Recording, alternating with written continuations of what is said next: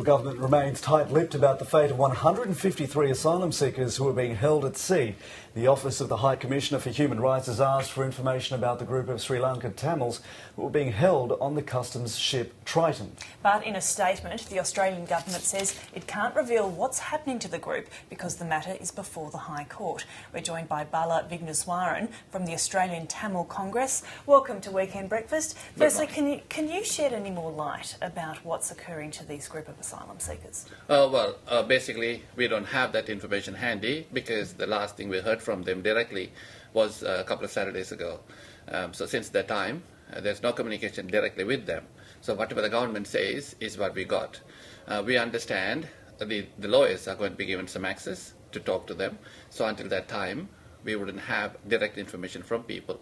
As you said in your introduction, the UN has already sought information, but unfortunately, government is not talking. Before the court case, the government said it's our policy not to talk about it. Now they say, because of the High Court case, we're not going to talk about it.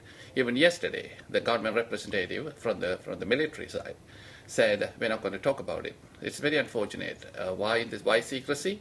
We are really worried. We can come out. Yes, there is a High Court case, but still we can talk about it. We can tell them where the boat is and how the people are doing, particularly when UN is asking. And the human rights organizations here are asking what is happening for the kids in the boat. And it's unfortunate that we are keeping it quiet. How much information are you able to glean from those authorities in India, where these asylum seekers left from, about what their intent was in coming to Australia and how legitimate those claims might be? Certainly questions the government's asking. Well, two things. The government can ask them directly, and government can give the people the great opportunity to talk about it rather than having a short, quick interview. So we have to give the people to talk about why exactly they are coming. And unfortunately, the debate is a bit derailed by pointing out India. We don't have to worry about the supplying country. We have to worry about the individuals, the people. Let's talk to them. Let's give them an opportunity to present their cases if they are seeking asylum, and we'll ask them, what is your problem and why you are coming? With respect to the authorities in India, not everybody kind of stayed there for a long time. Some of them stayed there for a short time.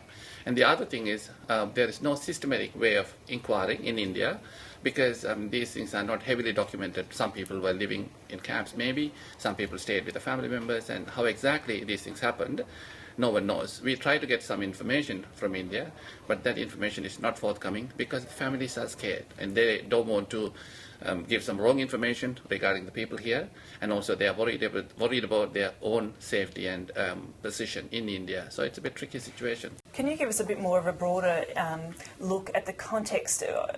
Obviously, the federal government here says that the war is over in Sri Lanka, that it is safe for these people to go home.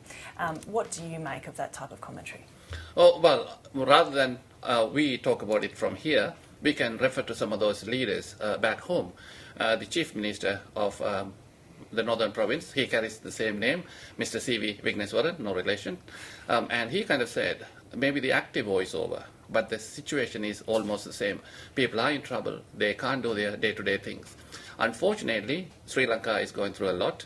It's an institutional militarization, religious and ethnic intolerance, and the breakdown of the rule of law. When you have that kind of situations, Sri Lanka as a multi-ethnic, multi-religious, functioning democracy is under threat, particularly when you are a minority, particularly when you are a defeated minority in an act of war, you are going to be treated poorly, badly. So the situation is many folds higher. The political activists, the journalists are in real trouble.